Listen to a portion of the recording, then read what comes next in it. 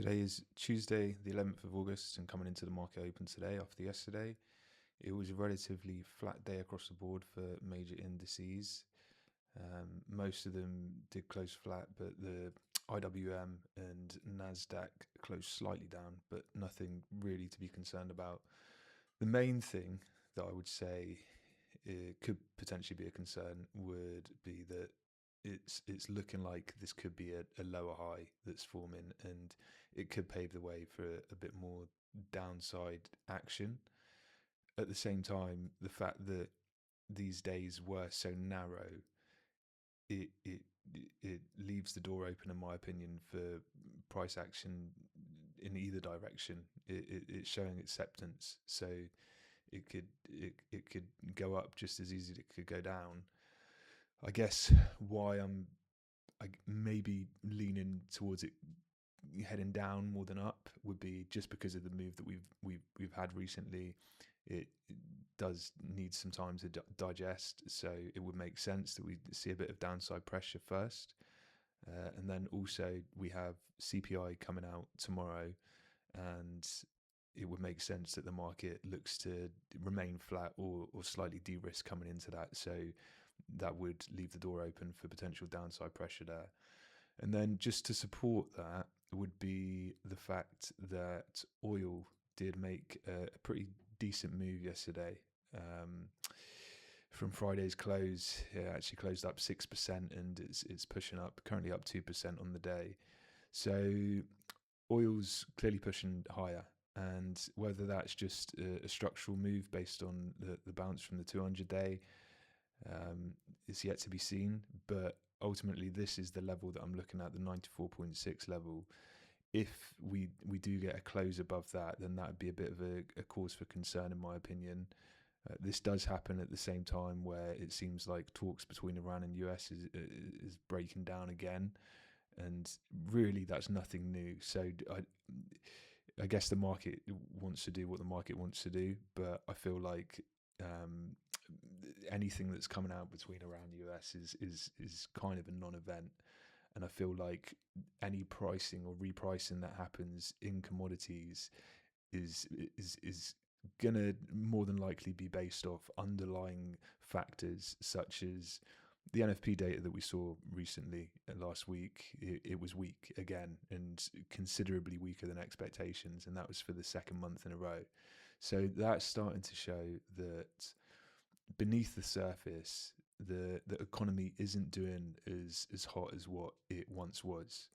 Now, if oil remains elevated, if prices remain elevated, if tensions continue to remain between Iran and US, and there's no real progress in that regard, then no doubt that leads to kind of economic uncertainty and stresses on the economy. If oil prices are higher, then ultimately that has knock-on effects on countries around the world, and in turn effects on inflation. So there's definitely things to be aware of in regards to what the indices are showing.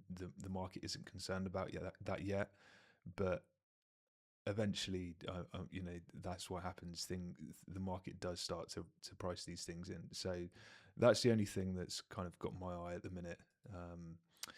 Oil's just proven to be a little bit sticky, and then the move that we had in gold and silver, have been saying that it's a structural move, but at the same time, if there is potential fears around the the I guess economy, the global economy moving forwards, it makes sense that investors want to park their money in cash. And then to support that further as well, the bond yields. So the two year didn't really move much till yesterday, but the 5 year it did spike. It did pull back, but it did spike above its recent highs made in July. So that's a new high for this kind of move that it's had upwards. The 10 year nearing its highs again, and similarly for the 30 year as well. So bonds are starting to creep back up again. So all of these things are kind of pointing to a little bit of caution needed.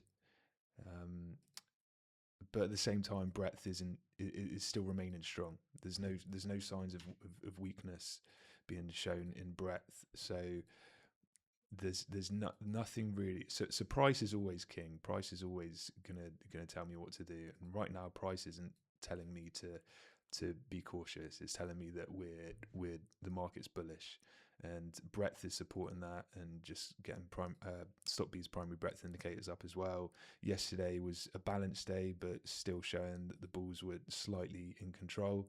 So really, this is strength, and for now, there's no real reason to go against what the market is showing me in that regard. So, um, just having a quick look at the ETFs, no real movement in semiconductors. There was the biggest move came through the energy sector ETF, which makes sense given that oil and um, oil and commodities have been moving. So that makes sense, and I guess I'll be waiting to see how this kind of shapes up. It's looking like this could be a potential breakout and push higher. This is a really strong base that's being formed here. It started in March, and it's starting to tighten up here.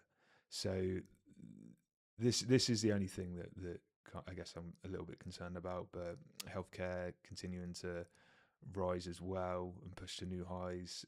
I guess that is a sector that would usually typically catch a bid when the market is a little bit more cautious and wants to lean more conservatively.